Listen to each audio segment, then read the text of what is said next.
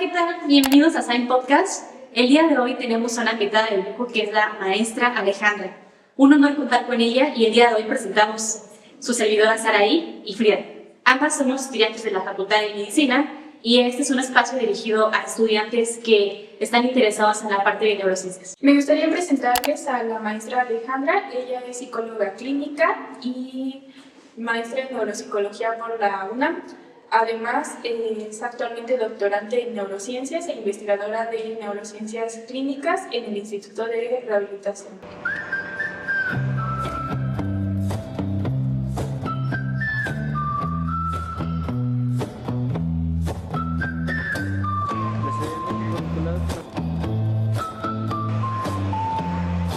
Para comenzar, ¿cuál ha sido su camino para llegar hasta este punto, me refiero a la trayectoria académica?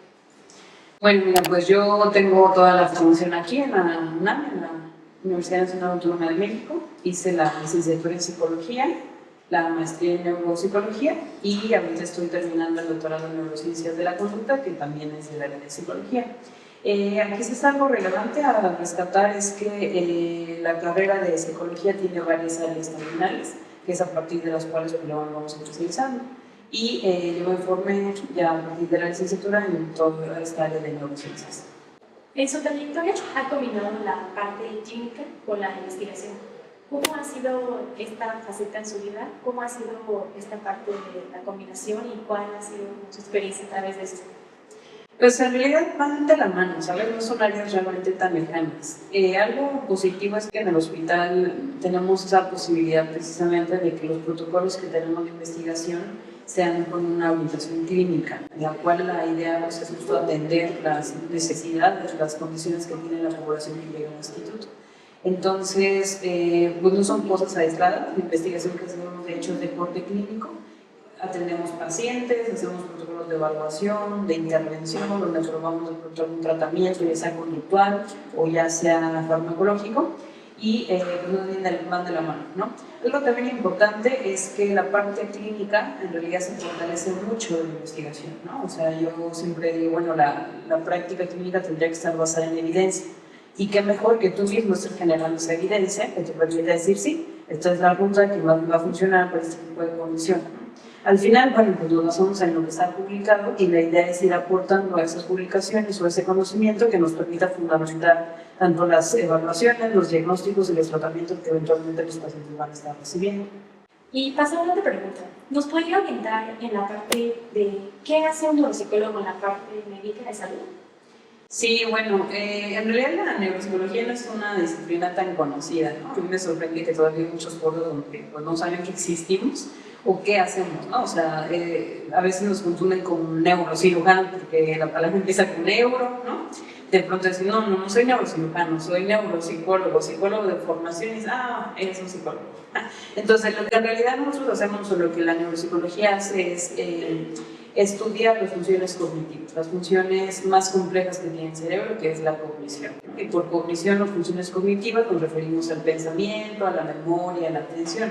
Estos procesos complejos que nos permiten hacer actividades pues, que dicen, ¿no? nos hacen diferentes de los animales, como trabajar, estudiar este tipo de cosas, ¿no? Entonces lo que nosotros hacemos es identificar esas posibles alteraciones en estos procesos que se pueden derivar tanto de una lesión adquirida, por ejemplo un traumatismo craneoencefálico, un evento cerebrovascular, o bien de una condición del desarrollo, una condición congénita, en la cual, por ejemplo, pues vemos niños que por algunos factores de riesgo pre, peri o postnatales nacen con condiciones neurológicas alteradas y eso va condicionando la presencia de pues, condiciones cognitivas, digamos, no normales, ¿no? Lo que llamamos no normales. Entonces, nosotros hacemos eso, hacemos la evaluación, el diagnóstico y eventualmente la intervención o rehabilitación de estos procesos. Y la idea también es entender si estos pacientes tienen algunos cambios en el estado de ánimo, en la conducta, y cómo todas estas alteraciones van contribuyendo a su pérdida de funcionalidad. Entonces, pues nuestro objeto de estudio es las funciones cognitivas, entendiendo que debajo hay una serie de procesos cerebrales, neuroanatómicos, funcionales que las sustentan y con el objetivo, digamos, final de poder intervenir sobre ellas. ¿Cuál diría usted que es la diferencia clave entre un neuropsicólogo y un neurólogo? En realidad hay varias. Quizás la más importante es el objeto de estudio, ¿no? La neurología tiene la intención de justo conocer cómo funciona y cómo quizás se altera o se enferma, ¿no? O se deteriora el sistema nervioso, tanto central como periférico, ¿no? Y en nuestro caso, en neuropsicología, como ya te comentaba, nuestro objeto de estudio son las funciones cognitivas, que son las funciones cerebrales superiores, las más complejas, ¿no? Bajo la lógica, insisto, de que estos procesos tienen una base neuroanatómica, ¿no? No son emergentes, no salen de la nada de la cabeza, sino que tienen una base neuroanatómica topográfica específica y particular. Otra diferencia importante es la formación, por supuesto, porque los neurólogos, pues, tú sabes, son médicos que se especializan en una serie de especializaciones hasta llegar a la neurología, mientras que nosotros idóneamente somos psicólogos. Lo digo así porque ahora, digo, eso es algo bueno o algo malo, es una decisión un poco polémica, el hecho de que hay neuropsicólogos que somos psicólogos de formación, pero también hay neuropsicólogos que tienen otra formación de base, lo cual tiene un poco problema, tiene sus bemoles, porque para ser neuropsicólogo necesitas ciertas habilidades y conocimientos pues, que teóricamente deberían derivarse de la psicología, ¿no? Entonces, la formación que tiene un neuropsicólogo difiere claramente de un médico, ¿no? Ese es otro punto importante.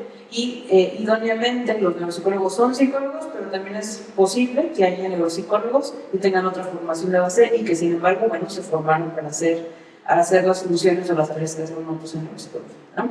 Y otra cuestión quizás importante es que, digo, la neurología, como cualquier otra rama de la medicina, es muy amplia, ¿no? Entonces se centra en comprender los fenómenos o las enfermedades asociadas al sistema nervioso, en de pronto diagnosticarlas, ¿no? En tratarlas. Y nosotros en nuestro ramo, pues un poco hacemos lo mismo, pero nuestro tratamiento difiere completamente. No usamos evidentemente fármacos, no nosotros.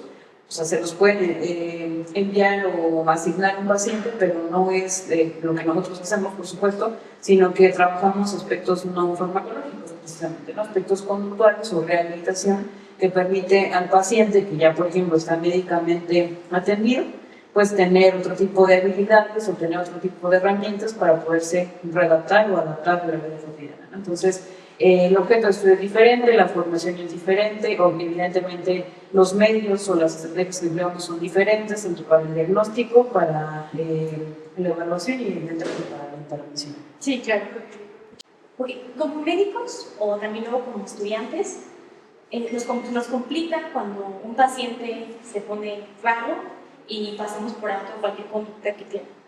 ¿Cuáles dirían que son las red flags de un paciente para derivarlo a neuropsicología o a psicólogo? Bueno, esa pregunta es muy amplia porque depende del tipo de población. Donde es muy común que hacen los envíos bueno, hay básicamente tres tipos de especialistas que nos derivan pacientes médicos.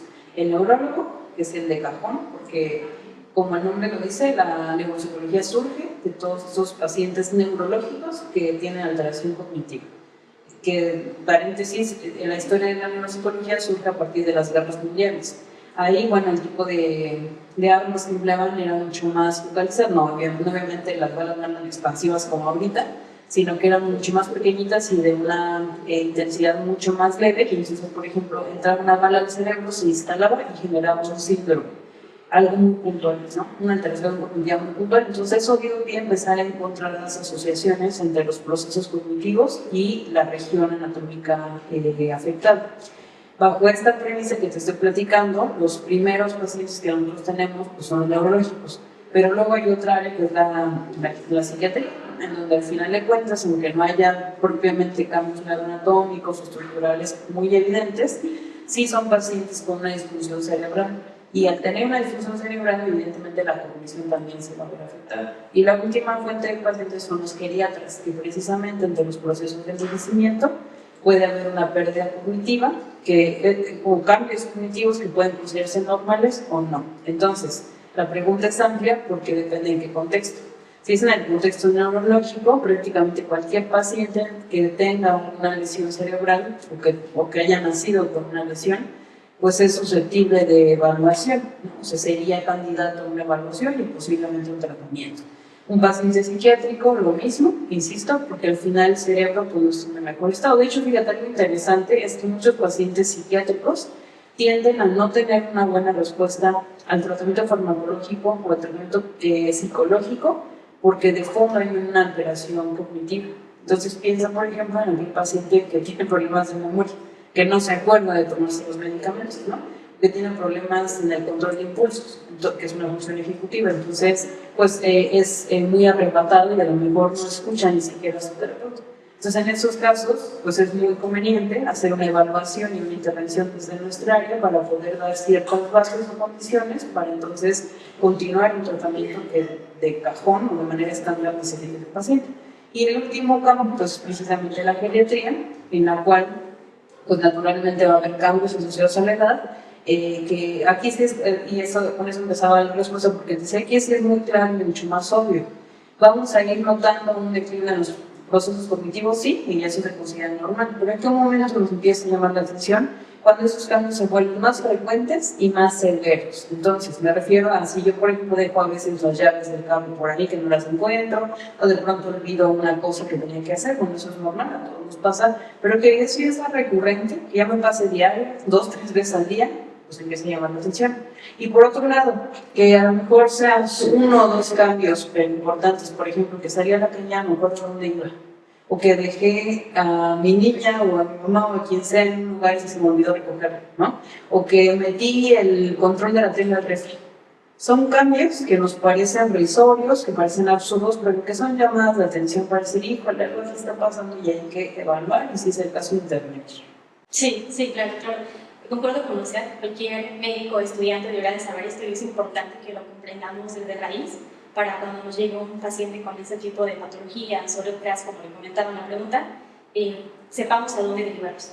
Claro. Y perdón, nada más para complementar un poco. Esos son los 3 especialistas que con frecuencia nos envían pacientes, pero en realidad cualquier clase de especialista nos podría derivar. Te pongo 2 ejemplos. Hay muchas condiciones, o sea, ayer justo le decía a mis alumnos, es que prácticamente cualquier condición de salud va a implicar o puede implicar cambios cognitivos, tan comunes como una hipertensión o una diabetes. Entonces, un endocrinólogo o un médico internista también puede notar cositas en la cognición del paciente que puede derivarlos, ¿no? Y por otro lado, por ejemplo, un oftalmólogo, ¿qué tiene que ver, no? Tú justamente sabes que en el instituto estamos trabajando en un protocolo de esclerosis múltiple. Y uno de los primeros signos, de los primeros síntomas que tiene un paciente es que tiene un momento, un episodio de ceguera, ¿no? Entonces, o sea, yo he platicado mucho con nuestro equipo de trabajo de si los oftalmólogos supieran esto y le dieran la relevancia, probablemente la esclerosis múltiple estaría diagnosticada oportunamente 10 años atrás de los cambios cognitivos, porque probablemente ellos podrían entender que esos son síntomas oftalmológicos, por supuesto, pero asociados a una condición neurológica degenerativa. Entonces, como ves, en realidad el tipo de especialistas que nos pueden derivar pues es muy amplio y justo como tú bien dices, lo que falta es información, lo que falta es saber en qué condiciones o en qué casos tendría que llamar la atención y si bien no van a ser expertos, por supuesto, sí decir, bueno, aquí ya nos van a corregir algo, ¿no? Importante, sí. Gracias, doctor. Y por otra parte, un poco más específicamente, usted trabajó mucha parte en el servicio de geriatría, específicamente con el grupo de Friends. ¿Cuál o qué nos podría dar como consejo a los médicos para cuando un paciente recibe un diagnóstico de demencia? Sí, bueno, nada más aclarar un poco. Por un lado estuve, como bien comentas, un tiempo en el servicio de geriatría, particularmente en la clínica de cognición del Instituto Nacional de Ciencias Médicas y Nutrición. Y por otro lado, de la iniciativa de Dementia Friends, ¿no? Que son como aspectos diferentes. Nada más aclarar e incluso invitarlas al tema de Dementia Friends. Es una iniciativa a nivel mundial que se ha establecido con la intención de visibilizar el problema de la demencia, ¿no? El estigma que hay en torno a ello, la necesidad de un diagnóstico temprano oportuno, ¿no? La necesidad de tratamientos de diversa índole y también la necesidad de generar lo que llamamos los ambientes inclusivos, ¿no? Que recuerdo que o amigables incluso, ¿no? También le llaman ambientes amigables. Platicábamos que decíamos, ¿qué es inclusivo? Una rampa, ¿no? O sea, el gobierno dice, soy inclusivo, porque tengo una rampa, ¿no?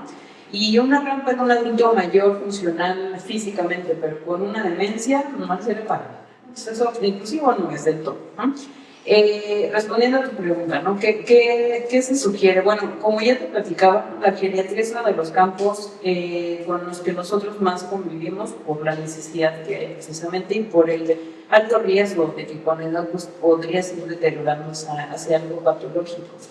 Entonces, la idea es justo esto que te acabo de decir sobre la iniciativa, ¿no? O sea, que seamos más conscientes del problema, que entendamos mejor el problema, que nombremos mejor el problema. Por ejemplo, ha habido estas iniciativas de quitar esta etiqueta de demencia senil, que la siguen poniendo, o sea, ya siguen recibiendo hojas de referencia de servicios públicos donde le ponen demencia senil, que además de ser un poco denigrante, ¿no? O estigmatizante hacia el paciente, no te dice nada. O sea, senil es viejo, ¿no? Asociado a la vejez. Y luego, o sea, ¿y qué tipo de demencia es? No sabemos, ¿no?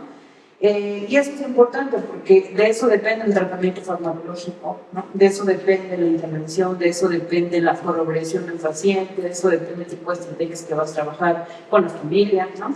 Entonces, la invitación es hacia comprender a nivel teórico qué es, qué no es una demencia, recordar que hay una entidad previa, en la que llamamos trastorno leve o trastorno neurológico menor, ¿no?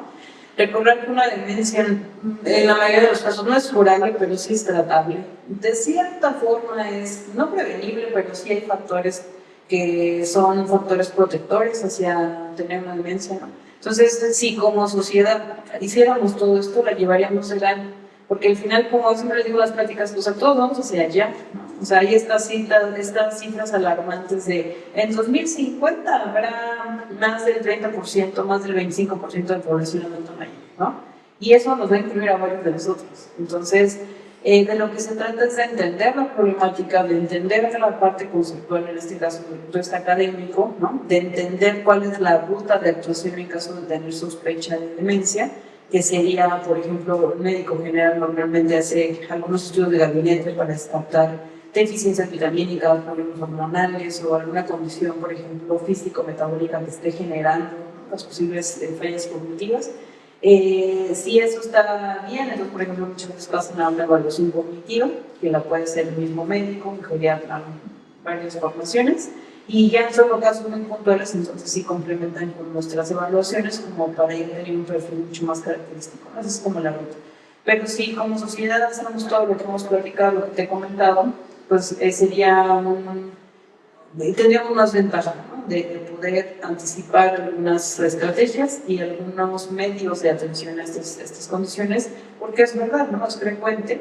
Y además hay elementos como fue el COVID, que parecen elementos agravantes y elementos precipitantes de esta crisis que se espera de cuadros iniciales, ¿no? Entonces, ese sí que es un tema necesario de poner en la mesa, y está en la mesa, y tan está que iniciativas como esta, como la de Michafel, pues sigue vigente y sigue invitando, ¿no? A que nos integremos como profesionistas, como estudiantes, como comunidad, en pro de hacer todas estas pautas que nos permitan tener envejecimientos saludables, envejecimientos dignos y que no seamos ahora sí que parte de la estadística.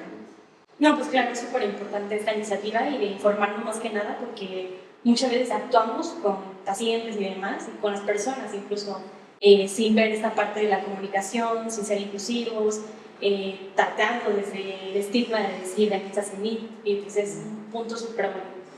Y bueno, nada más cerrando el comentario, independiente de la demencia, recordar evitar el estigma hacia la vejez, que sigue imperando, ¿no?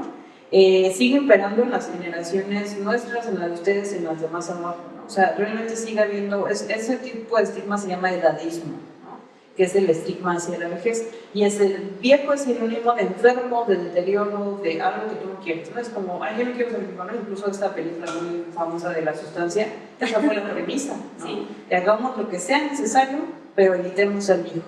Entonces, mira cómo se sigue representando a nivel macro, social, todo este asunto de no queremos ser viejos, y ser viejo es malo, ¿no? Entonces, si empezamos a tener una reflexión de por qué es malo ser viejo, empezamos a cambiar el foco, empezamos a entender que la vejez implica cambios, pero no necesariamente negativos, y que el tipo de cambios que vas a tener depende de tu estilo de vida, o sea, a responsabilizarnos, entonces probablemente muchas cosas empiezan a mejorar.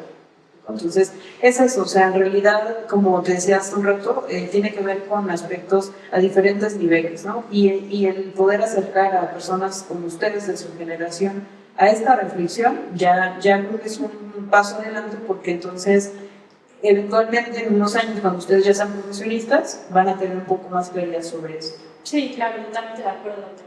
Y bueno, ¿qué tan importante es en la rama de la psicología los conocimientos de anatomía en cuestión cerebral? Justo como te decía, es básico, ¿no? O sea, al final no podemos comprender la conducta sin comprender el cerebro, ¿no? Al cerebro. Entonces, pues yo recuerdo mucho una clase que tenía de entrevista o algo así con muchos compañeros de psicología clínica que decían, es que en el cerebro hay unos liquiditos. Y yo me quedé pensando muda, ¿no? Diciendo, no es posible que un psicólogo le llame líquidos a los neurotransmisores. Y es probable que no vaya a tener conocimiento profundo que tenga, por ejemplo, un neurofarmacólogo, ¿no? Porque ni siquiera es que nosotros lo tengamos. Pero sí es esta pauta de decir que tú entiendas eso puede marcar la diferencia con tu paciente. Entonces es crucial, es básico para la psicología en general y para nosotros de neuropsicología en particular, pues mucho más. Porque justamente la propuesta de, o sea, bueno, los resultados de una evaluación, lo que nosotros hacemos al finalizar es, ok, ahí está este perfil cognitivo, ¿no? ¿Qué tipo de afectación cerebral sospechamos que tiene el paciente, ¿no? A veces, muchas veces se corrobora con una imagen, con un electro, ¿no? Pero muchas veces no. Y entonces ahí tenemos que pensar en toda esa serie de mecanismos que el cerebro pone en marcha para, de alguna manera, compensar la pérdida neuronal que puede ocurrir en el paciente, ¿no? Entonces es crucial saberlo para poder hacer hipótesis neuroanatómicas lo más precisas posibles. ¿Y por qué eso es importante? Porque también esa es la premisa para proponer una intervención. Si yo tengo un paciente, por ejemplo, con una amnesia profunda, ¿no? Una amnesia en donde hay una afectación hipocampal profunda, pues me puedo poner años de cabeza con el paciente y no va a aprender estrategias de organización de información porque no tiene las condiciones cerebrales para eso. Entonces, el tipo de estrategia, el tipo de intervención, la extensión de una intervención, si una intervención es con el paciente directamente o con la familia o con ambos, depende de todo eso, de la integridad de tu sistema nervioso y de cómo ese sistema nervioso sigue funcionando pese a los problemas que pueda estar teniendo. Hablar un poquito del tema de la neuroimagen. ¿En qué tipo de casos y qué tipo de neuroimagen nos puede hablar acerca de lo que ha tenido y lo que ha visto en la práctica clínica? Bueno, para nosotros en neuropsicología no es indispensable una imagen, eso es importante aclarar, ¿no? De hecho, hace poco me eché un ramo con una colega porque me decía, ¿no?, que estamos desactualizados, que la pandemia nos puso en evidencia de la falta de inclusión de los aspectos tecnológicos, ¿no? Y yo le decía, es que creo que no estamos entendiendo bien el objeto de estudio, porque, insisto, el objeto de estudio es el cerebro, el funcionamiento cerebral, ¿no? El neurólogo estudia ciertas cosas, nosotros estudiamos otras tantas. Y cada quien tiene sus medios. La neuroimagen no es parte de nuestros instrumentos, ¿no? O sea, yo no voy a ir a hacerle una resonancia para saber si le falla la memoria o no. Probablemente me apoyen ellos y eso es lo diferente, ¿no? Y eso es lo que yo difiero con mi compañero, porque me decía, por ejemplo, ¿qué tan viable es que los potenciales relacionados a eventos, que es una de las técnicas basadas en electroencefalografía, se lleva al consultorio? Y yo me preguntaba, ¿para qué? Porque unos potenciales no tienen fines diagnósticos. Potenciales relacionados a eventos no tienen fines diagnósticos. Tienen fines más descriptivos, son de mucha utilidad para la investigación, pero no para la clínica. Entonces a eso voy, ¿no? Muchos pacientes no van a tener una neuroimagen ni ningún otro tipo de estudio más que tu estudio de evaluación neuropsicológica. Y con eso tiene que ser suficiente. Y con eso yo te tengo que decir qué está fallando y con eso te tengo que decir qué propuestas hay para él o qué se sugiere, ¿no? Entonces, la realidad es que es un buen apoyo, o sea, poder corroborar que lo que tú estás observando conductualmente, cognitivamente en el paciente, va completamente acorde con lo que te dice la imagen, pues es lo más maravilloso que puede pasar, pero no es necesariamente lo más frecuente y no lo necesitas, como yo decía. Entonces es un apoyo, está bien, nosotros no lo solicitamos directamente, también yo creo que es esta parte de respetar nuestras funciones dentro del proceso, por ejemplo, diagnóstico, pero sí, yo por ejemplo muchas veces sí he sugerido como recomendación que el médico tratante solicite o contemple la pertinencia de hacer un estudio, por ejemplo, de imagen, sobre todo si el paciente nunca ha tenido una imagen, ¿no? O si el paciente, por ejemplo, tiene sospecha de epilepsia y no tiene ningún electro, pues entonces se sugiere que se le envíe, ¿no? Pero yo honestamente nunca lo sugiero yo, porque no tengo el conocimiento y es esa parte, ¿no? De eso no se hace diferencia, porque el neurólogo, pues obvio, sabe qué cortes, qué tipo de imagen, en qué secuencia, ¿no? Mientras que yo bueno, la podría interpretar, pero yo enviarla, pues quizás nada más va a gastar dinero y tiempo y ni sé exactamente qué es lo que le estoy pidiendo, ¿no? Oh, muchas gracias. ¿Y le ha tocado tener algún tipo de afasia doctora? Sí, en realidad, bueno, mira, lo importante que quisiera aclararte es la afasia, le llamamos a los trastornos del lenguaje, ¿no? Pero recuerda esto que te comentaba hace un ratito, o sea, la neuropsicología surge del estudio de aspectos muy puntuales, que fue lo que llamamos, lo que se llamó síndromes neuropsicológicos, que son, por ejemplo, la afasia, la amnesia, ¿no? La glosia. ¿A qué me refiero? En esos pacientes, como el sitio de lesión era muy puntual, la afectación era más o menos puntual, o sea, sí era el lenguaje lo más predominante afectado, sí era la memoria lo más predominante. Pero ahora, la realidad es que es muy poco frecuente que te toque un paciente puro de lenguaje, ¿no? O sea, sí lo sé, de hecho sí tenemos pacientes que lo evalúas y pues claro que el lenguaje es lo más afectado a como lo quieras ver, ¿no? Pero no es tan común que veas una afasia pura como a la mejor la que veíamos o lo que está en los libros, ¿no? Pero sí, o sea, la afectación del lenguaje está presente en muchos casos. Sí hay muchos casos precisamente de afasia en donde el lenguaje es lo más afectado, pero lo que te quiero hacer notar es que no es lo único afectado, ¿no? Son pacientes que al verse afectado el lenguaje, bueno, otros procesos también se ven alterados, ¿no? Son pacientes con pronósticos muy diversos porque depende del tipo de afasia, de la profundidad de la afasia, del tiempo que tienen respecto a la lesión, ¿no? De si ha tenido tratamiento o no. Allá, por ejemplo, en el instituto, pues tenemos la fortuna de que tienen muchas áreas que abordan las secuelas de una lesión, entre ellas la afasia, porque hay terapia de lenguaje, hay terapia ocupacional, ¿no? Entonces, son pacientes, entre comillas, pues, muy privilegiados porque tienen varias áreas de atención y que en conjunto, pues bueno, eso les da un mejor pronóstico. Sobre las afasias, ¿existe algún tipo de comunicación que podamos usar entre médicos para que nos llegue un paciente a urgencias con ese tipo de problemas de lenguaje? Es una pregunta complicada porque si está llegando a urgencias, probablemente sea lo de menos el que se pueda comunicar. Es decir, si estamos hablando, por ejemplo, de un evento cerebrovascular, en donde estamos teniendo una pérdida del habla, entonces ahí no va a ser la prioridad de eso, ¿no? Sino en realidad atenderlo, o sea, hacer la inspección médica suficiente, necesaria para saber qué está pasando, hacer la imagen, por ejemplo, ¿no? Ya que se estabiliza, o sea, si es en urgencias no es la prioridad, pero ya que se estabiliza un paciente y se diagnostica, ¿qué toca hacer, no? O sea, la realidad es que la evaluación es en el inmediato incluso, ¿no? El poder decirle, fulanito, yo soy la doctora tal, ¿cómo se encuentra? Ahí ya estás evaluando el lenguaje. Estás evaluando si él te escucha, si te comprende y si es capaz de generar una respuesta. Y si esa respuesta es lógica, lo que le estás preguntando, si esa respuesta es abundante o es concreta, ¿no? Si esa respuesta tiene, o sea, es coherente o no. Entonces, la realidad es que incluso en lo cotidiano puedes hacer una evaluación, obviamente informal del lenguaje, ¿no? Ya si quieres hacer una evaluación formal, pues hay instrumentos que incluso la evaluación del estado mental, que normalmente se aprende en medicina, incluye la valoración del lenguaje, tanto la parte de comprensión como la parte de expresión. Entonces, honestamente no es como que hay una estrategia así de esta es la buena, ¿no? Porque depende mucho del caso, de las condiciones, de si está en estado urgente realmente o si está en estado mucho más estable, ¿no? Y la realidad es que más allá del estado mental, si el paciente a lo mejor está bien, pues ahí ya no va a necesitar nada, pero si no está bien, entonces probablemente requiere una evaluación ya más formal, ya sea de neurología, de primera instancia, y si bien nos va, y ahí el servicio, pues quizás de nosotros en neuropsicología. Bueno, es súper importante saber esto porque uno como médico a veces no comprende o actúa por el momento de actuar o incluso desconoce ese tipo de cosas y tiene que andar haciendo lo que uno se le ocurra o lo que le dice a la mente por la presión, luego de que no duerme y demás. Entonces, muchas gracias por compartirnos.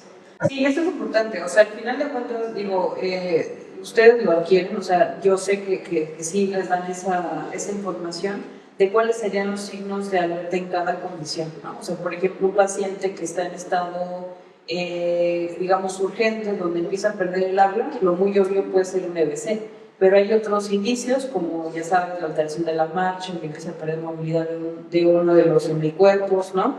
Que pueden ser síntomas que suman, que sí te hacen, sí va por ahí, o al no estar presentes, se puede decir, probablemente hay otra condición, por ejemplo, una encefalopatía. Entonces, bueno, a lo mejor sobre la marcha, cuando les toca a ustedes hacer esas rotaciones, sí les hacen un poco más claros esos diferenciales para que puedan reaccionar de manera eficiente, ¿no? Lo que sí creo que es muy importante, insisto, es entender los momentos, ¿no? La verdad es que nosotros no somos personal que trabaja en urgencias. De hecho, es un poco como absurdo para nosotros, y nos pasa, ¿no? Que nos mandan pacientes en estado de coma, pacientes nubilados, ¿no? O adormecidos. Pues realmente no son pacientes muy candidatos a una evaluación, porque como hemos mencionado, el tipo de procesos que nosotros evaluamos son muy complejos. Si el paciente está dormido, ¿qué hacemos? ¿Me explico? Sí. O sea, no ves reacciones como un reflejo. Entonces, no es el tipo de atención que normalmente trabajamos, pero en el caso de ustedes que sí, trabajan en los diferentes tiempos, solo diferenciar bien qué toca hacer en cada uno. En pacientes que van a ser sometidos a cirugía neuropsicológica, ¿cuál diría que es el rol del neuropsicólogo en el mapeo cerebral prequirúrgico? Ok, bueno, la función del neuropsicólogo tiene varios estados antes, ¿no? En realidad, o sea, lo muy inmediato es que se haga una evaluación, por ejemplo, inmediatamente antes de entrar a cirugía. Pero normalmente se hacen protocolos de evaluación en diferentes tiempos. Se hace una evaluación, por ejemplo, inicial, que puede ser meses, semanas antes de la cirugía, ¿no? Luego se hace, como ya te decía, inmediatamente en algunos casos o incluso durante la cirugía. Creo que eso es lo muy interesante, ¿no? Y que realmente no hay muchos lugares en donde se lleva a cabo y que realmente es muy impresionante ver los cambios en la cognición en función de los puntos que se estimulan o que se retiran, ¿no? Una cirugía, por ejemplo, de resección tumoral o de resección de algún foco epiléptico, ¿no? Entonces, la función, digamos, principal es una función, por ejemplo, secundaria, es estimar la lateralización del lenguaje, que esto es básico cuando se requieren hacer lobotomías temporales, ¿no? Si el lenguaje está completamente lateralizado al hemisferio izquierdo y tú vas a hacer una resección, pues es una base para valorar qué pesa más, ¿no? Si la frecuencia, por ejemplo, de una crisis o el tamaño de un tumor o el lenguaje, ¿no? Y en muchos casos, como decía, el objetivo principal dentro de la cirugía es poder ver qué tanta afectación habrá en función de la resección de tejido que se va a generar. Entonces, esto ha sido muy bueno porque antes era completamente todas las cirugías eran dormido el paciente, despierta y puede decir que recuento de los daños. Ahora ya no. Ahora lo que se hace son evaluaciones de los diferentes procesos en función de las áreas que se van a tocar o se van a retirar y les da a los neurocirujanos un panorama mucho más realista de las consecuencias que va a tener el paciente en función de esa cirugía. Ok, súper interesante esta parte, o sea, sí, porque antes como era, incluso usted es maestra en ese punto, y me encanta la idea de que ahora se haga el mapeo cerebral prequirúrgico, porque es mucho más sencillo y con las tecnologías que se han desarrollado hoy en día, pues creo que es algo increíble. Sí, no es tan sencillo como te platicaba, no es muy común, eso es real, ¿no? De hecho, para ser honesta, yo nunca entré a una cirugía, pero sí tengo dos personas muy cercanas que lo han hecho. No es fácil ni es barato. Y otra cosa, no todos los pacientes son candidatos. Ese es un tema que yo nunca me había puesto a pensar, ¿no? Y mi colega, amigo, que justamente me comentó, es que no todos los pacientes. Hay pacientes que entran en crisis. Se despiertan, imagínate la escena, te despiertas con el que obviamente no se ven, por supuesto, pero sabes, estás en una neurocirugía con el cráneo abierto. Entonces entran en crisis, se ponen como locos, tienen que sedarlos. Entonces tienen que hacer una valoración previa, no solo cognitiva, también conductual y emocional, muy importante, para que sean candidatos que sean realmente favorecidos por la cirugía con el paciente despierto, ¿no? No es una práctica sencilla, no es una práctica fácil, y es una práctica que ha aportado mucho a la investigación, ¿no? A la clínica, por supuesto, pero que quizás valdría la pena dar un poco más o sea, ¿cómo explicar? Apoyar un poco más, porque justo como no es tan frecuente y tan fácil de hacer, además, incluso el otro día me decía alguien, es que hasta las salas no dan el espacio. O sea, de por sí ya está el cirujano, el anestesiólogo, no sé, otros médicos, las enfermeras, ahora el neuropsicólogo con sus pruebitas, ¿no? El asistente, es decir, hay muchas condiciones que se tienen que cumplir para hacerlo. Entonces, es una iniciativa o es una actividad muy interesante y muy útil en muchos casos, pero como ves, sí tienen todavía muchos obstáculos que no lo hacen como la práctica estándar en los hospitales. Y adentrándonos un poco más, ¿qué son las funciones cognitivas? Bueno, como te comentaba hace un ratito, las funciones cognitivas, procesos cerebrales inferiores o procesos cognitivos son aquellas capacidades producto del cerebro que nos permiten interactuar con el mundo, ¿no? Puntualmente son el nivel de alerta, la atención, el pensamiento, el lenguaje, la memoria, las funciones ejecutivas, ¿no? Son varias. Estas no se desarrollan a lo largo de nuestra vida, ¿no? Incluso empiezan desde la gestación. Eso es súper interesante. Hay estudios que en el último trimestre, sobre todo el último mes, si tú le pones a un feto, bueno, a un bebé, música, y luego se la pones en el momento del nacimiento, va a tener un comportamiento diferente. Es decir, hay un aprendizaje del estímulo al que estuvo expuesto.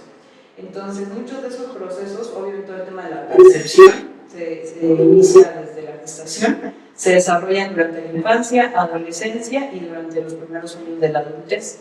Y terminan de desarrollarse, por ejemplo, hacia los 21, 23 años en el caso de las mujeres y hacia los 30 en el caso de los hombres. Entonces, bueno, pues son procesos muy complejos que además, como decía hace un ratito, depende también del contexto sociohistórico, ¿no? No es lo mismo, el pensamiento, por ejemplo, ahorita que hace 100 años que en los siguientes 100 años. Incluso hay habilidades, por ejemplo, todas las habilidades digitales van condicionando, ¿no?, a que nuestros procesos cognitivos sean de otro tipo. ¿Y por qué se habla tanto de las funciones cognitivas como el maestro de la orquesta del cerebro? ¿Podría explicarnos en ese sentido por qué son tan vulnerables a tantas patologías?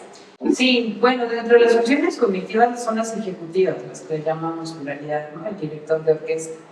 Porque justo como su nombre lo dice, las funciones ejecutivas, ¿no? O sea, ¿qué hace el ejecutivo de una empresa? Obviamente no se pone a barrer, ni tampoco se pone a escribir correos, ¿no? El ejecutivo comanda, el ejecutivo hace lo que hace un director de orquesta, ¿no? O sea, ir coordinando áreas, personas, ¿no?, para que lleguen a un objetivo. Eso es precisamente lo que hacen las funciones ejecutivas, ¿no? Son, dentro de todas las funciones cognitivas, son las más complejas y son, de acuerdo con la literatura, las únicas que solo las tenemos los humanos. Por ejemplo, un perro, pues claro que aprende, ¿no? O sea, tiene memoria, tiene lenguaje, no propiamente, pero sí tiene comunicación, ¿no?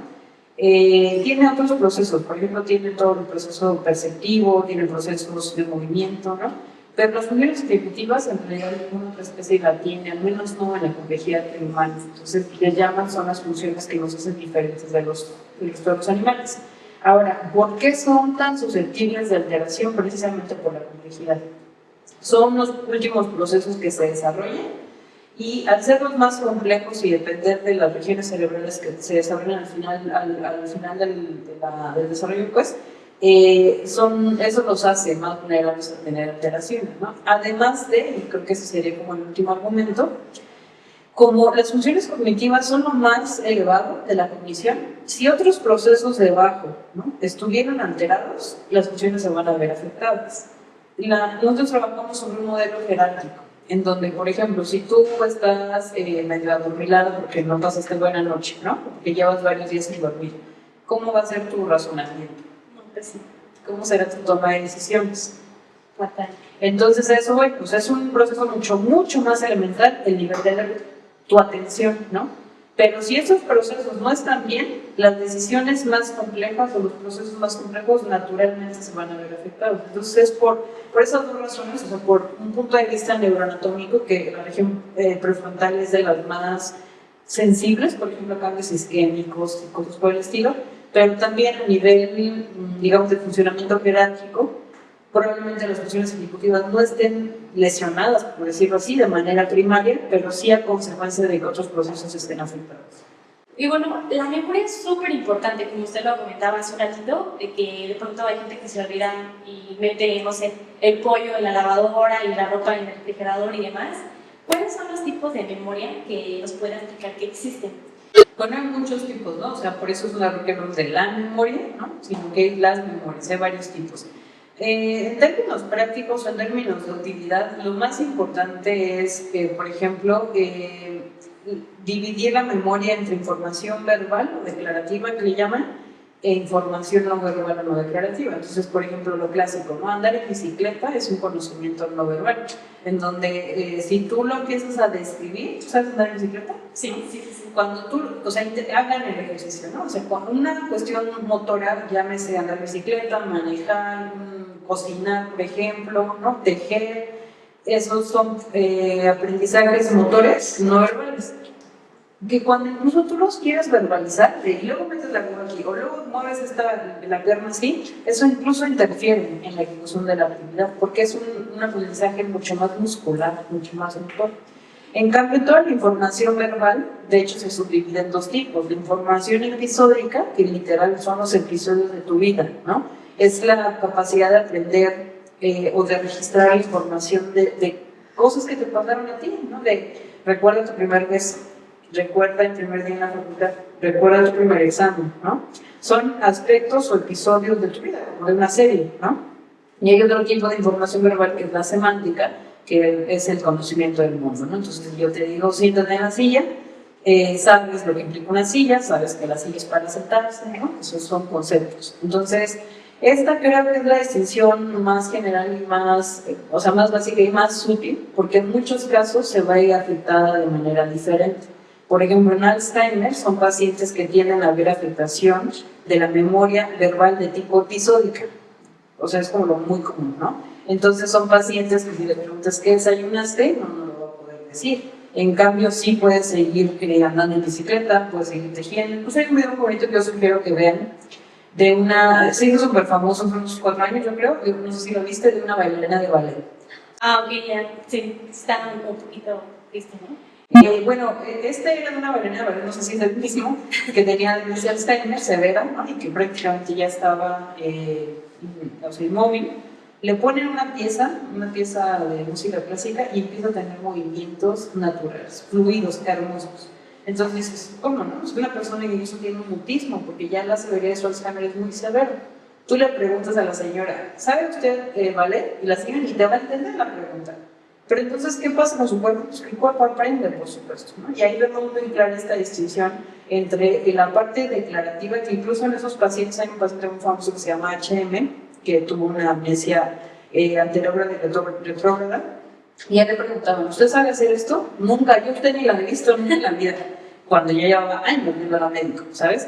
Si esta señora a lo mejor entendiera la pregunta del día, diría, no, yo ni sé qué es el ballet, pero lo puede hacer porque es un tipo de aprendizaje diferente, y además, dicho sea de paso, depende de otras regiones cerebrales. Sí, claro, justo ahorita que hablaba de esto, me acordé de la película de las emociones, donde está Rey y de pronto Felicidad se pierde en el lugar de los recuerdos y como las pelotitas y bien recuerdo de Rey. Así es. Sí, es lo que tú dices, eso también es súper importante. Hay recuerdos que se van a activar con aspectos emocionales, ¿no? Entonces, por ejemplo, justo en el adulto con Alzheimer, o bueno, no es adulto mayor, ¿no? Una estrategia de intervención es, por ejemplo, lo que llamamos reminiscencias, que lo pones a ver fotos o lo pones a escuchar, ¿no? Música de esos tiempos, como decimos, ¿no? Entonces, al activar aspectos emocionales, también haces una recuperación de información. Entonces, eso es muy interesante porque, como ves, hay cosas que no va a poder hacer. O sea, aunque yo me ponga de cabeza, el paciente no va a acordarse de qué desayunó, pero sí puede ser que recupere información de su vida cuando usamos las estrategias correctas, como por ejemplo el uso de los aspectos emocionales. Bueno, y dado que usted tiene ya mucha experiencia en la servicio de terapia, como nos comentaba hace un momento, ¿cómo diferenciamos entre el olvido benigno y algo que ya es patológico y que se podría considerar a lo mejor algún tipo de demencia? Claro, sí, hay varias cuestiones. No, ya te decía hace ratito, para mí son estos dos criterios, dos parámetros: la frecuencia y la severidad o la intensidad del olvido que tenemos, ¿no? Hay que tener claro que a partir de los 55 años vamos teniendo cambios que se aceleran entre los 60 y los 65, ¿no? Vamos haciéndonos más lentos, vamos haciéndonos más inflexibles y vamos aprendiendo con más dificultad, pero seguimos aprendiendo, ¿no?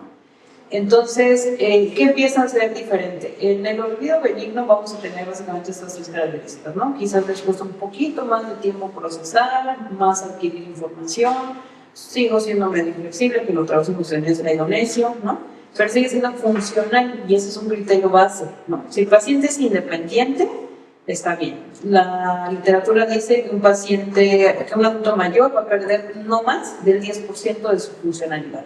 Si tú haces 10 cosas, hagas 9, o haces las cosas en un 9 minutos. Si me explico, en esa lógica lo podemos entender.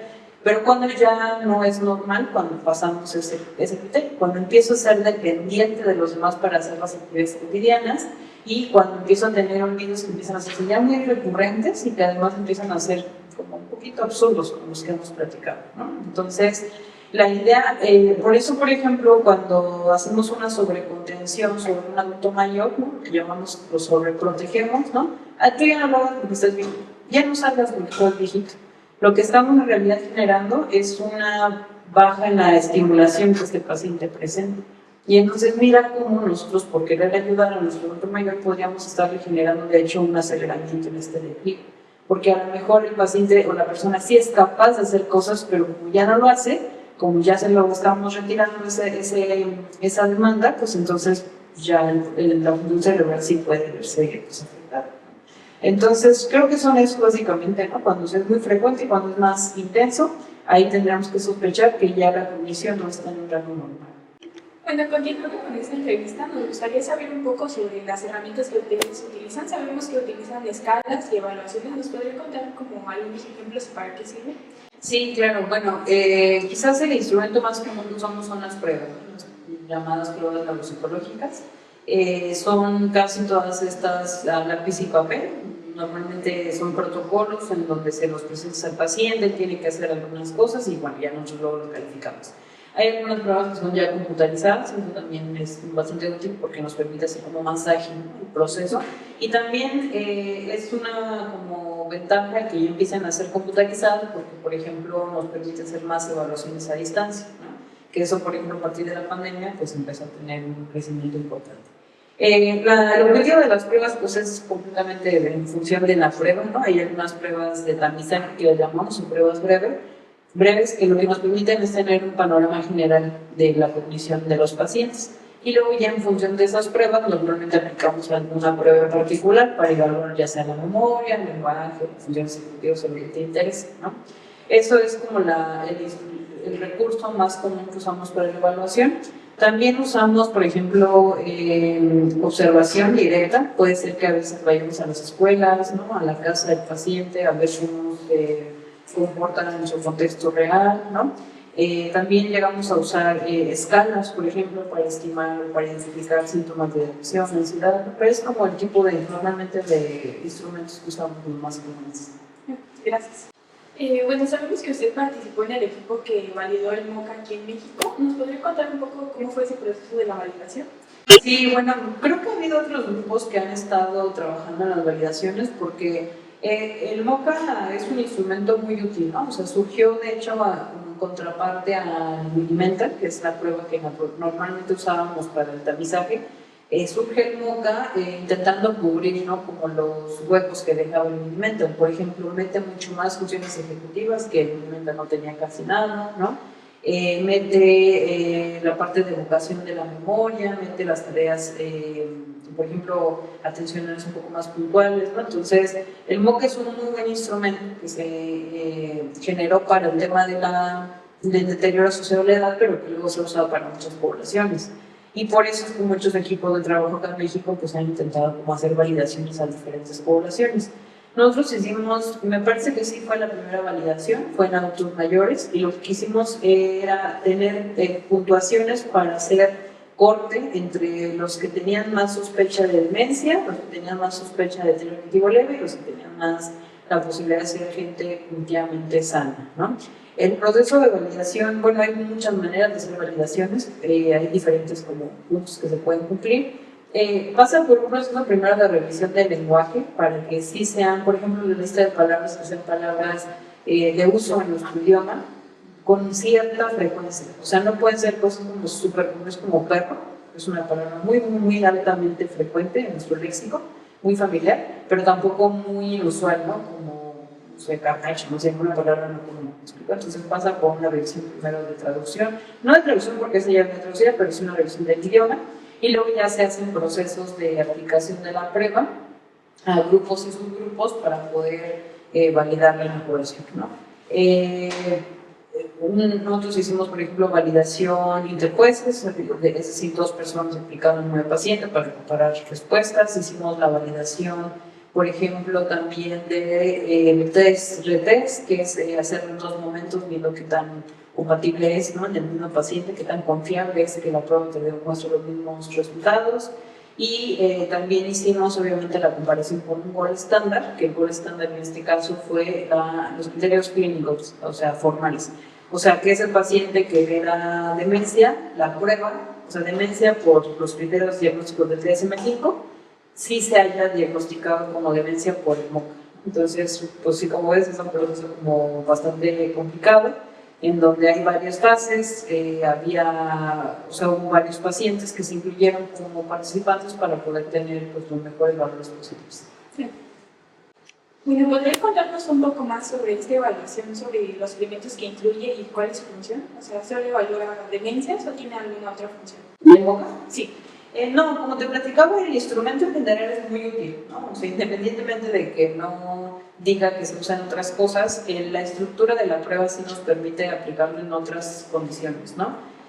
La prueba permite evaluar atención, funciones ejecutivas, memoria, lenguaje, un poquito pensamiento, ¿no?, visoconstrucción, visoespacialidad, es decir, sí te permite varios procesos, ¿no?, evaluar de manera eficiente, breve, ¿no? Lo único que es un problema, como ya te decía, es que la validación está muy puntual. O sea, la validación que nosotros hicimos, por ejemplo, solo fue en adultos mayores. Entonces, si yo la quiero aplicar en personas con esquizofrenia de 20 años, pues a lo mejor los puntos de corte no son los más confiables. Ese es el problema de por qué no se ha generalizado a lo mejor necesariamente a todas las poblaciones, ¿no?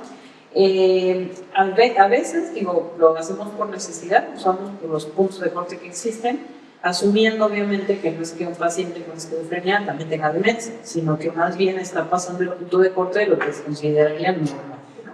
Pero sí es un buen instrumento, o sea, sí lo sugiero mucho, además que es de libre uso, lo puedes descargar sin problema de la página de Ceramo Test.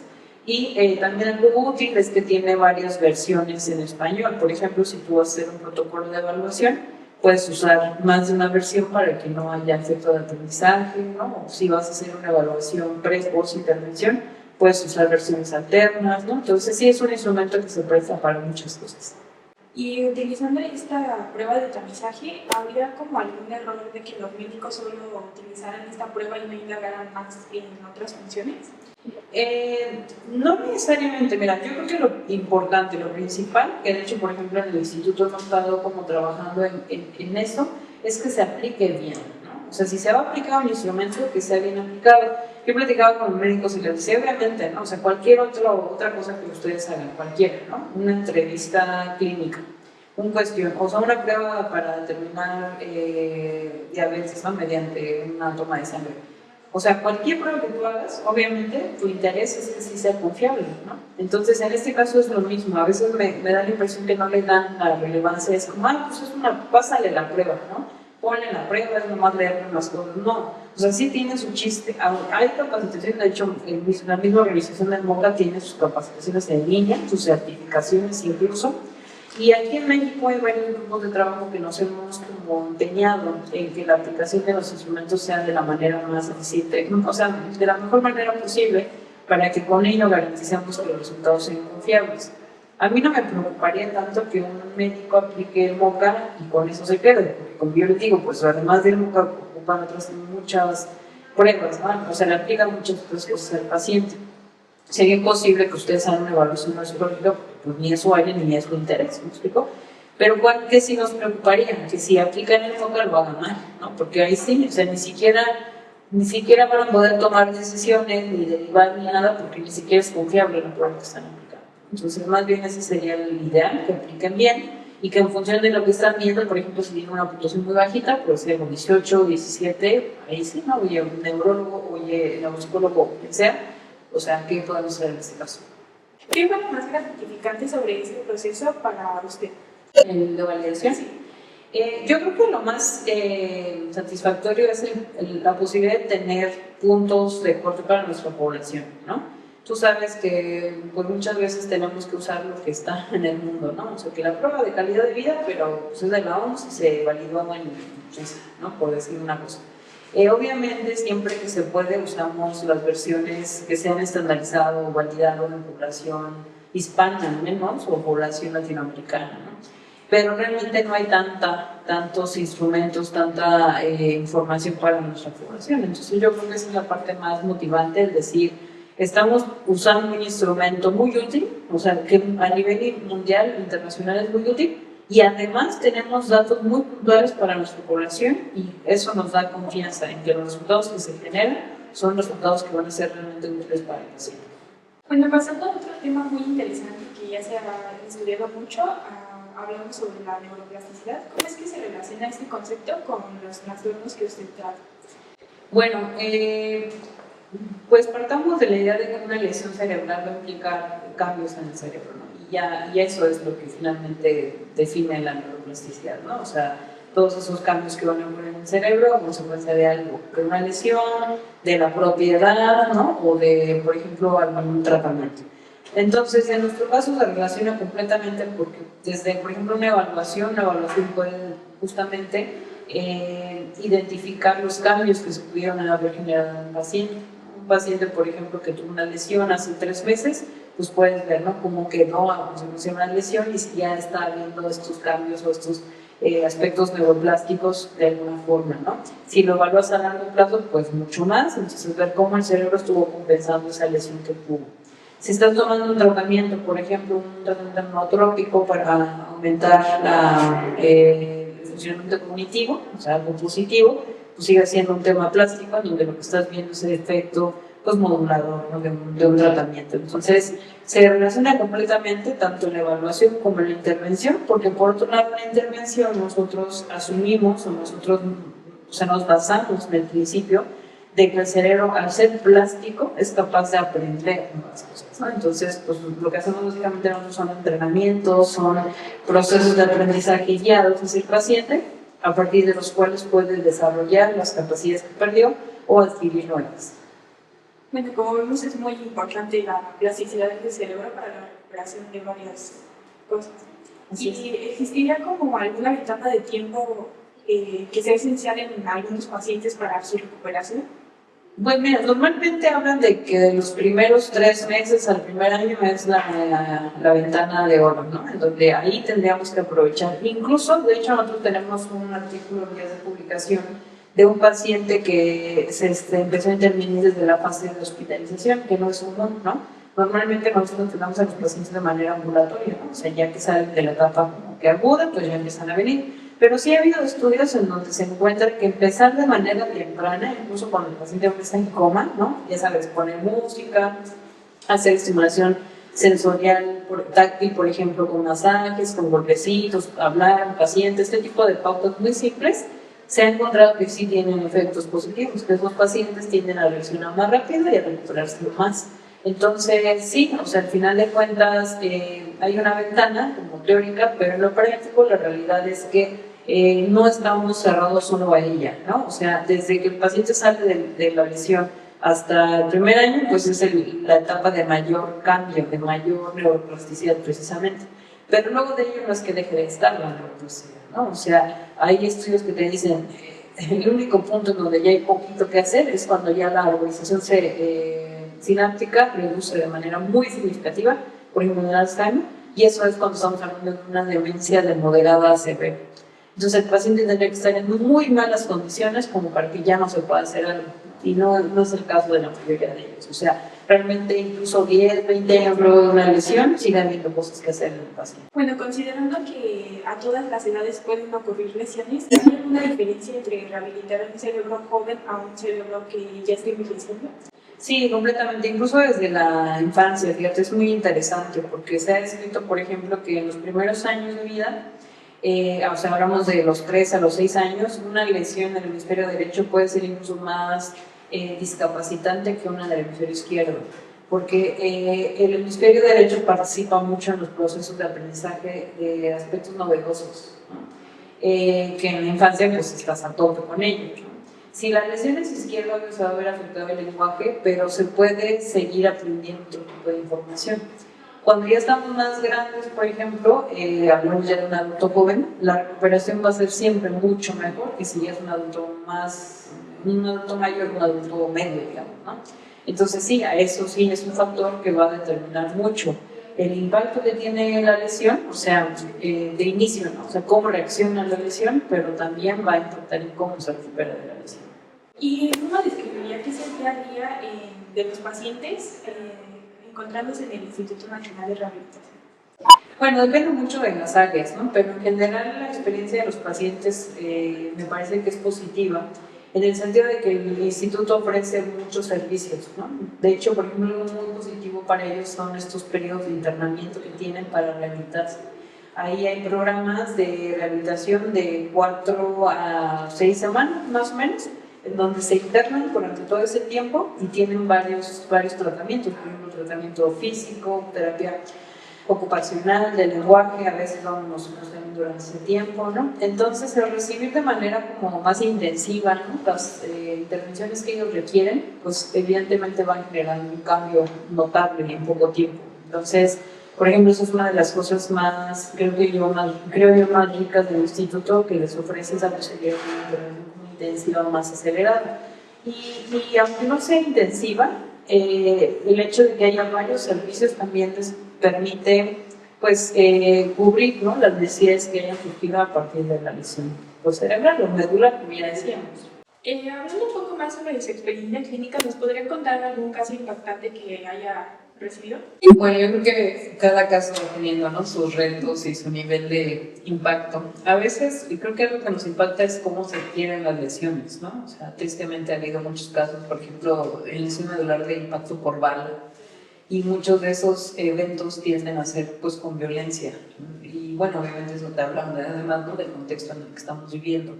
Eso por un lado, ¿no? Por otro lado, como de la recuperación que tienen, también te puede impresionar mucho un paciente a lo mejor que no tenía el mejor pronóstico y que de pronto vaya mejorando. Varios de nuestros pacientes, por ejemplo, en el instituto, no solo nuestros de neuropsicología, sino que llegan al instituto, son pacientes que en otros lugares les dijeron no va a volver a caminar, o no va a volver a hablar, o no va a salir del coma, y es gente que regresa a ser funcional.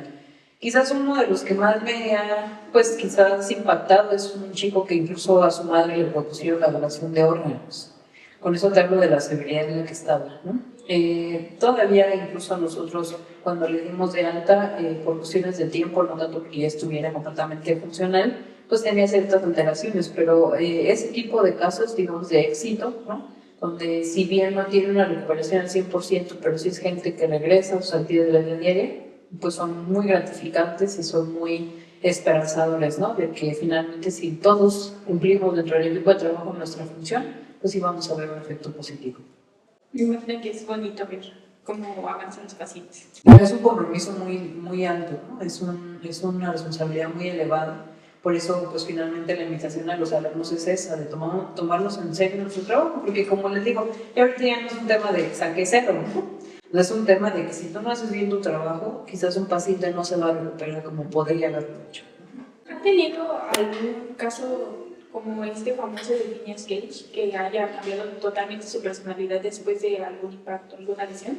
Pues sí, mira, muchos, en realidad no así drástico como ese, ¿no? Pero sí hay muchos casos en donde la conducta se ve seriamente comprometida, ¿no? Y eso también es importante comprenderlo. Se puede ver comprometida la conducta, la personalidad, como impacto directo por la lesión cerebral. O sea, si hay, por ejemplo, una afectación orbitofrontal, pues puede tener mucha impulsividad del paciente, puede estar coherente, ¿no? O sea, si es un paciente a lo mejor medio complicado de abordar o de atender en la consulta, pero también puede ser que el paciente tenga cambios conductuales por las consecuencias emocionales que le genera su lesión, ¿no? Pueden ser, por ejemplo, pacientes que eran muy activos y ahora están en la apatía completa, pues precisamente por toda la serie de emociones que le genera el estado físico o el estado cognitivo en el que está, ¿no? Entonces, como te platico, no ha sido un caso casi que del libro de sí, ya me tocó, no tanto, pero sí en muchos pacientes es muy común este cambio en la personalidad, en el estado anímico, en la conducta. Y en estos casos, ¿cómo se les explica a los familiares y al mismo paciente ese cambio de personalidad? Sí, mira, hay algo que se llama anosognosia, que es que el paciente no sea consciente de su propio déficit. Si estamos en esta condición ya es la cosa más complicada. La realidad es que no hay una rehabilitación de esa condición al 100%. Puedes trabajar en que el paciente sea un poquito más consciente, pero de ahí la verdad es que no pasamos, ¿no? Entonces, si el paciente está en ese estado, pues es un poco como desearle. Entonces, ahí yo trabajo mucho con la familia, que entienda la condición real del paciente.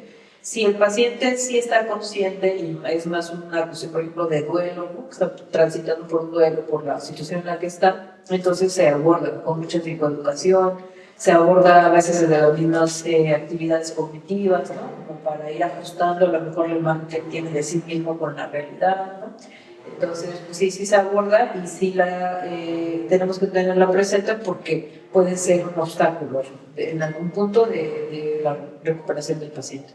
¿Ha tenido algún caso en que otro especialista dio un diagnóstico erróneo y usted tuvo que rectificarlo con algún otro método? Sí, creo que dos situaciones quisiera compartirte. Una, pasa de pronto muy común en las demencias que te envían a un paciente con ya una sospecha o un diagnóstico. Por ejemplo, este paciente va con un diagnóstico de demencia tipo Alzheimer a confirmar, ¿no? O te la mando para intervenir, pero de todas formas nosotros siempre hacemos una evaluación. Y ahí muchas veces pasa que cuando ya haces las pruebas no es compatible lo que tú tienes con lo que el paciente, lo que el médico te está enviando. Y en lo que nos corresponde pues es informarlo, ¿no? Si no te le mandamos el reporte y le decimos, mira, por X y Y razones no compartimos contigo la idea, estamos, por ejemplo, encontrando un perfil cognitivo de demencia vascular, ¿no?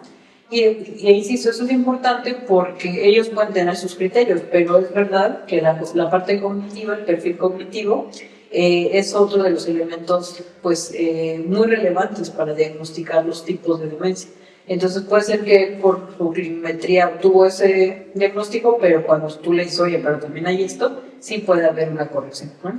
Y la otra es pequeño con parálisis cerebral infantil que te platicaba antes, bueno, que les platicaba antes que veía en la consulta privada, pasa que en el CRIT lo evalúan y dicen que además de parálisis cerebral tiene autismo. Entonces, pues no, la realidad es que yo no compartí la opinión, hice la revaloración en ese momento y pues les mandé un documento en el cual pues especificaba que sí es verdad que compartía síntomas, pero que eso no implicaba que tuviera ese síndrome también. ¿Me explico? Porque, o sea, por ejemplo, por decir algo, la hipersensibilidad de estímulos, ¿no? Ese es un síntoma común y característico del autismo, pero también está en muchas otras condiciones del neurodesarrollo. Y no porque la tengas significa que ya tienes el autismo, ¿me explico? Entonces, pasa eso, que a veces podemos generalizar algún síntoma, podemos guiarnos, como tú dices, con otros instrumentos o con otro tipo de evaluación a un diagnóstico, pero cuando ya hacemos algo más profundo, desde otro enfoque, pues entender ya cuál es la condición real del paciente. Hoy en día encontramos muchas aplicaciones, ya sea en teléfono, en otras herramientas, que nos ayudan supuestamente a rehabilitar el cerebro después de alguna lesión. ¿Usted piensa que esas son eficaces o tiene alguna opinión sobre esto? Bueno, no es que por sí solos vayan a hacer la rehabilitación completa. O sea, yo creo que son un buen apoyo, ¿no? O sea, como decimos hace ratito, aprovechar la tecnología para lo que sea, lo que se pueda. En el caso de las aplicaciones, sí son útiles para entrenar algunos procesos. Por ejemplo, la atención y la velocidad sí se ven muy favorecidos, ¿no? De hecho, nosotros mismos, casi siempre en las fases iniciales de un programa de intervención, les sugerimos que como apoyo pues, se descarguen esas aplicaciones y las trabajen, ¿no? Pero una rehabilitación nunca debería sustentarse en una aplicación de esta naturaleza, porque trabajar en la computadora, esa tarea, un juego, por ejemplo, te va a entrenar y ya. Pero eso no significa que ya en la vida cotidiana vas a estar más atento, o vas a ser más rápido, o vas a ser más organizado. Entonces, para nosotros es solamente una de las opciones dentro de una intervención mayor en donde vas a encontrar y vas a trabajar otro tipo de cosas además de las aplicaciones. Y hablando un poquito sobre esto, ¿usted cuáles actividades recomendaría para la rehabilitación o las como actividades que ayuden a estos pacientes en las funciones cognitivas? Bueno, algo importante es que, o sea, la rehabilitación se puede hacer de manera, digamos, informal con este tipo de opciones, ¿no? Incluso, por ejemplo, hablamos no de una rehabilitación, sino de un mantenimiento cognitivo, que es lo que hacemos con un adulto mayor. Tú le puedes decir de manera informal, váyase al centro social de la esquina, bájese esta aplicación, lea, haga juegos de mesa, haga sudoku, todo eso le sirve, sí le sirve. No, o sea, no tenemos problema en que lo hagan. El problema es que hay condiciones en las cuales eso no es suficiente, ¿no? En las cuales ya se requiere algo mucho más personalizado, en donde ya esa intervención informal no es suficiente, necesitan una intervención formal, que es precisamente el trabajo de intervención neuropsicológica. ¿Qué particularidades tiene? Pues que va a estar diseñado específicamente al paciente, considerando sus alteraciones, sus fortalezas, sus necesidades, sus deseos, su contexto, todo lo que sea necesario saber, se considera para hacer la planeación de un programa, que normalmente sus programas se trabajan una vez por semana y se van ajustando en función de los avances que va teniendo el paciente. Dentro del mismo programa puede sugerir lo informal, sí, por supuesto, o sea, no estamos en contra de ello. La única cosa, y yo incluso los explico a los pacientes. Hay pacientes en los cuales la alteración es muy leve y viven lejísimos, ¿no? Y en donde viven no hay neuropsicólogos. No va a ser viable para un paciente así, está yendo cada semana a la terapia, ¿no? Pero sí va a ser viable, por ejemplo, que se inscriba alguna actividad en el centro de la esquina y que haga aplicaciones. Bueno, pues si la alteración es leve, podría mantenerse bien con eso. Pero si es un paciente muy severo, un paciente que ya está demenciado, eso no va a ser suficiente en absoluto. ¿Cuál consideraría que es un área de la neuropsicología que necesita como investigación a futuro? Híjole, es que hay muchas cosas que todavía no tenemos con claridad. Nos hemos enfocado mucho en neuropsicología a caracterizar perfiles, ¿no? O sea, decir, el TDA se comporta así, el TEA se comporta así, el COVID, el post-COVID se comporta de esta manera. Entonces, creo que la mayoría de las intervenciones han sido sobre la caracterización de las diferentes entidades y eso está bien, pero nos queda pendiente mucho el trabajo de las intervenciones. Y eso es difícil porque las intervenciones, como te platico, o sea, idóneamente deben ser personalizadas, pero eso no es cambiable a nivel, por ejemplo, institucional, ¿no? O sea, nosotros, por ejemplo, podemos llegar a tener un paciente años, o sea, en la consulta neuropsicológica, pero en el instituto, obviamente, no puedo tener un paciente años porque hay otros tantos que esperar, ¿me explico? Entonces, en esos casos, las intervenciones se proponen un poco más grupales para que podamos ver a varios pacientes al mismo tiempo y durante solo un periodo, ¿no? Pero eso puede hacerlas un poco menos eficientes. Entonces, la intervención no es algo que se haya explorado a profundidad, ¿no? Con todas las condiciones necesarias, y pues creo que sigue siendo el asunto pendiente, ¿no? Seguir trabajando sobre las actividades de las intervenciones. ¿Y usted nos podría comentar qué líneas de investigación o proyectos tiene a futuro, hablando de la neuropsicología? Sí, mira, pues terminar un poco los que tenemos en proceso, que es, como ya te decía, esclerosis, lesión medular. Yo tengo próximo el siguiente semestre trabajar en un protocolo de intervención neuropsicológica en lesionados medulares con alteraciones cognitivas, ¿no? Tenemos terminar de hacer esta caracterización de las funciones cognitivas en los pacientes con long COVID, ¿no? Ahorita, hace un par de años, me incorporé a un equipo de trabajo que estaba estudiando la relación entre la microbiota intestinal y la salud mental, lo cual es súper interesante porque, o sea, yo como psicóloga que me digas, ¿no? Que el paciente al cambiar de dieta no mejora el ánimo es como, oh, no lo había pensado, ¿no? O sea, parece una cosa muy obvia, pero no lo es, ¿no? Y lo que estamos haciendo es trabajar como a mucha profundidad de cuál es el efecto que tiene, ¿no? Ese ajuste en la microbiota en la salud mental, ¿no? Hemos también tenido colaboraciones con universidades para valorar aspectos, por ejemplo, motivacionales hacia el estudio, precisamente en las estudiantes de medicina. Entonces, bueno, pues tenemos varios proyectos como ahí en marcha. Como te platico, el grueso de los estudios que nosotros hacemos en adultos, ¿no? Y siempre en condiciones en las cuales la salud mental, ya sea por cuestiones anímicas o por cuestiones cognitivas, se vea de alguna manera afectada. Para concluir esta entrevista, ¿me podría dar un consejo a los estudiantes que estén interesados en esta área? Mira, al final creo que el consejo principal tiene que ver con entender la relevancia de las neurociencias, ¿no? Cualquiera de ellas, la neuropsicología como una de ellas, ¿no? Las neurociencias son un campo que se ha popularizado, se ha mal entendido y mal usado el término, ¿no? La mayoría de cuentas logró todo y no necesariamente eso es algo confiable, pero la invitación es hacia entender la importancia que tiene el estudio del sistema nervioso en muchos aspectos y de basarse en eso que les decía muy al principio, que tiene que ver con la evidencia, ¿no? Es muy fácil caer de pronto en sesgos o engaños respecto a lo que funciona o no en la ciencia. Y la idea más bien es que trabajemos en ese precepto, es decir, sí voy a trabajar mi actividad clínica, mi actividad profesional como médico, por ejemplo, debe estar basado en lo que se comprueba que sirve, porque eso me ahorra tiempo y eso me hace que un paciente pueda mejorar realmente, ¿no?